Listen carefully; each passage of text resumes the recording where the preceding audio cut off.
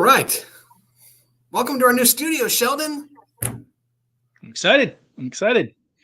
All right, cool. So we're trying out some new tech here in Real Estate Hackers land. Cassie did some really great stuff in the background, and what we're talking about. So I'm Chad Gallagher. I host these conversations, and what we're kicking off here today is a whole series of conversations around how to buy a single-family home as an investment property. These videos will be helpful if you've never bought a property before.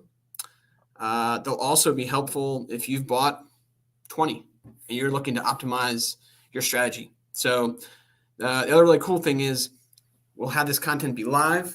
So if you have a question, you can ask questions in the comments.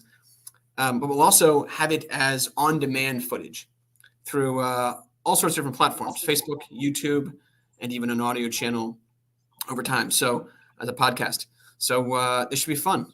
And joining us today is one of my favorite investors, Sheldon Zimmerman. Thanks for joining. Thanks, Chet. I'm excited to be here. Excited to talk about some single family homes. All right. So I brought Sheldon on because Sheldon, I'd like to talk a little bit more, but he's gone on a kind of a similar journey I've gone on. Both Sheldon and I have invested in a lot of different types of real estate and helped investors acquire and manage a lot of real estate. And we both kind of landed on the same place of what we want to kind of focus on going forward. And it's kind of the same type of property. And we got there independently. So I thought this would be a fun conversation to kind of talk about why we now invest in the type of properties we invest in.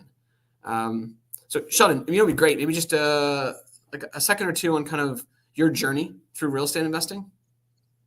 Yeah, absolutely. Yeah, so I got into investing. I kind of wanted to do it, ever since I got out of high school. But it took me a couple of years to get my act together.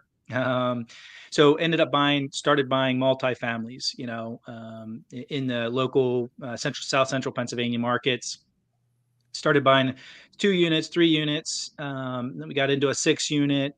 And we just kept buying the multifamily world, and it was okay. I mean, it was good. It was good what we were doing, and we were making some good money on it. But we felt like there was a huge market that we were missing out on in the single family world, and oddly enough, it usually goes the other way around when you talk to other investors. But we really loved the single family world. So a couple years ago. And I'll kind of go into why we switched, but a couple years ago, we kind of moved into the single family world. The 2 to 4 units was extremely hot, and it's still extremely hot, partly because of the house hacking side of things. So the value of those type of properties really skyrocketed, partly because of COVID too, and everything else that was going on. But we ended up selling those multis, doing 1031s and into single family homes, all brand new builds. Not all, but most of them are brand new builds, or we're buying in the same community, that kind of thing. So most of them being right beside each other, buying whole blocks of homes, townhomes, that kind of thing, and using that in B class type markets. And so that's what we kind of did. We kind of sold our older stock of properties and purchased these brand new properties. That's great. So Sheldon, why don't you maybe give folks a criteria of what are the key things you look for in a real estate investment property? It seems like you're moving towards single family homes. What are maybe the 4 or 5 things that you're really targeting? Yeah, so one is obviously the most, for us, at least, is cash flow. Things still needs the cash flow. I don't want to lose money each month. So main thing here is we want to see we're okay with, $50 a month cash flow. We're okay with $100 a month cash flow. I know that's not a lot, but the reason we're okay with it is because we're picking B-class neighborhoods, suburb markets, maybe within great school districts, extremely low crime, is part of the reason there. And so another reason we're liking those single families in those communities and that type of area is just jobs are really good. Usually their tenants are staying 5-6 years on average. is what we're seeing typical with that type of property and that type of inventory. It's usually able to grow with a family, and usually have them stay that long is pretty typical. That's great. I talk a lot about the variance of a single family home B class property being a lot lower than maybe a 4-unit property in a C class neighborhood. And I just did a Facebook post on this, and someone asked, like, what does that mean when I say the variance is lower? It really all comes back to the pro forma being more accurate, and maybe just get your thoughts on that too. Yeah, I mean, that comment alone there. I mean, you talk about a 1-bedroom apartment building in, an inner C class type neighborhood. It's just very typical because it's more transient type living. I mean, somebody may just want to live there for a year, maybe 2 years, and then they move out. Whereas in a lot of these type of things, we're seeing, again, tenants staying 5-6 years because they can grow in the family with the family and that kind of thing, and we just see low vacancy because of that kind of thing. And so that's a very good perspective when you're looking at tenant turnover costs, having to go in, maybe do repairs, having to go in and repaint, touch up things, redo things, that kind of thing. We just have less turnover cost, which, because of there's less turnover costs, we're able to really know our numbers. We're not paying for utilities. Tenants are all paying for all the utilities. There's no very large variable costs in that side of things. So we're paying our taxes, we're paying our insurance, we're paying the mortgage, and that's it. Tenants paying everything else. And so tenants staying 5-6 years, we're able to really project that on a napkin, really, and know the numbers and feel very confident in it because we know exactly what's going on with it. Yeah, it's a great point. I mean, if you buy a property on the worst case scenario, let's say someone stays a year, they move out, they trash the place. Next person moves in, they stay a year, they trash the place. A couple cycles of that, and your pro forma is definitely not going to be correct. You buy a single family home in a nice area, definitely a tendency to stay longer. Longer tendency definitely leads to more predictable results. There's no question about it. I also find, and I mean, maybe you have a story or two of this. I find that weird things happen in rougher neighborhoods. So, and by weird, I mean just strange things happen to properties. I had a property where someone crashed their car into our garage. It wasn't on, the camera, and it completely messed up the garage that the tenant had to move out. That kind of thing just doesn't happen as much in a single family home in a B class area as it does happen in a rougher neighborhood. So do you find this the weirder, stranger things happen in not as great areas? Yeah. And one of the things too, like you can, we're screening tenants for both, whether it be C class, whether it be B class or A class. It doesn't matter. We're screening the tenants, but what we're looking for and what we're seeing in a lot of these B class neighborhoods is, one, they care about their credit score. So with that being said too, we're also seeing less, tenants willing to, they want to pay their rent.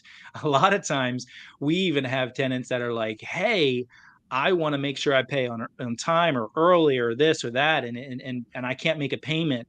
What's going on? Or how can I not make a payment? And so we're seeing a lot of people itching to make a payment in that type of neighborhood, where in some cases we're seeing a lot of C class neighborhoods. Maybe tenants are, willing to take that late fee, pay that extra late fee, and stay, not make those payments on time or be delayed or whatever the case is. And so we're seeing a lot more just predictability within that B class market too, just because the tenants are they itching to pay. They care about their credit score, they care about their family, because now they have a wife and a kid or whatever, husband, whatever. They care about that, and they want to make sure that they're making their payments and their credit score is good. That's great. Sean, just to close this out, one thing maybe you've learned over the years, you've been doing this for a long time, something a little unique that you've learned that kind of stands out of helping you find a predictable single family home property.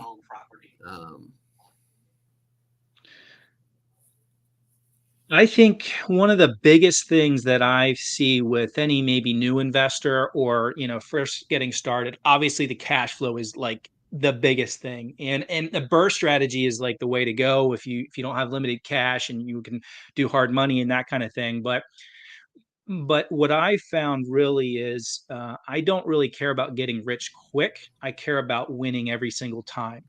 And if I never lose, I'm going to continue to make money. And so I look at the numbers, and it's very tempting to see sometimes in rougher neighborhoods, seeing that on paper that this property is going to cash flow way better than this single family home in a B class neighborhood. Barely cash on cash return is not as good. And so to me, I want to see that predictability and that consistency over the volatility and that kind of thing with a maybe a C class type market. Yeah. And maybe it's not the tenant, or maybe it's not that tenant paying side. It's maybe the maintenance of that property and maybe the higher maintenance costs that you're going to have to deal with because that home is a 19-year-old home, 19th century year old home, whereas in you maybe have a newer built home type situation there. And so in the B class side of things. So for me, don't get caught up on the pro forma of it right up front, but look at the consistency and winning every single time and never losing. As to me, is more important than maybe having that high volatility in the C class market.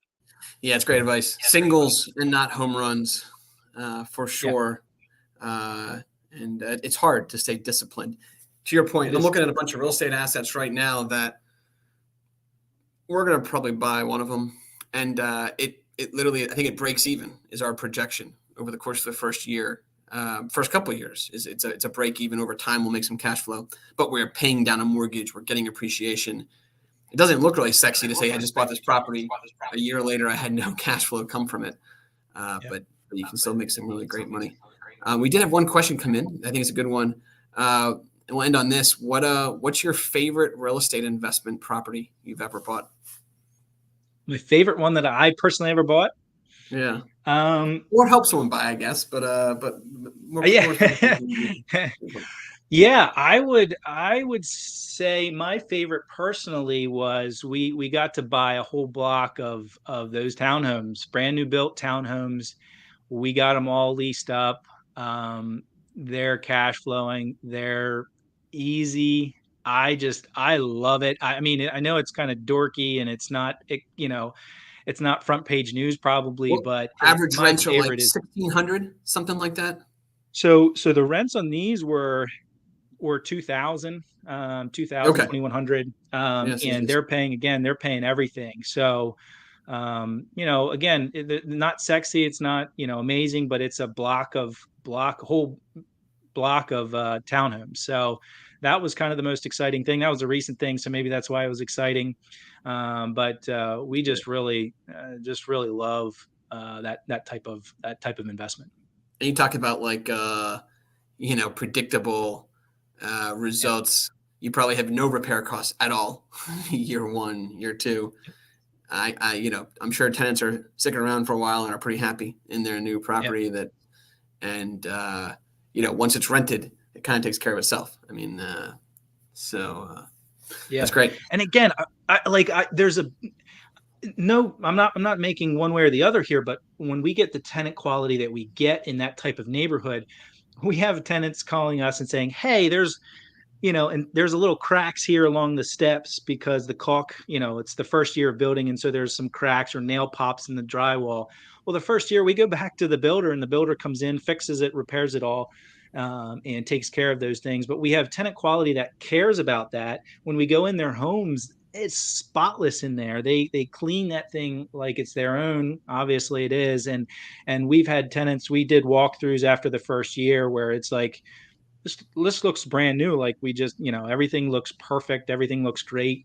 There's That's no great. problems whatsoever. And just, man, that consistency, is in my opinion, what I love. I love consistency. I don't And like variables. and Sheldon, these metrics, we're talking like 250K, 275 for a Yeah, property? anywhere from 230 to 270, depending on, what's all in the features, whether it's a garage or not a garage, that kind of And stuff. then you're But saying yeah. it's renting for 1900, 2000-ish.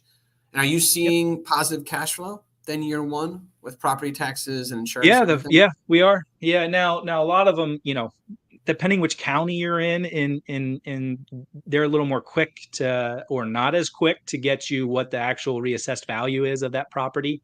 Yeah. But yes, yeah, we're seeing cash flow year one. Again, it might be $50 a month, but we're still seeing cash flow. Absolutely. That's great. Absolutely. That's great.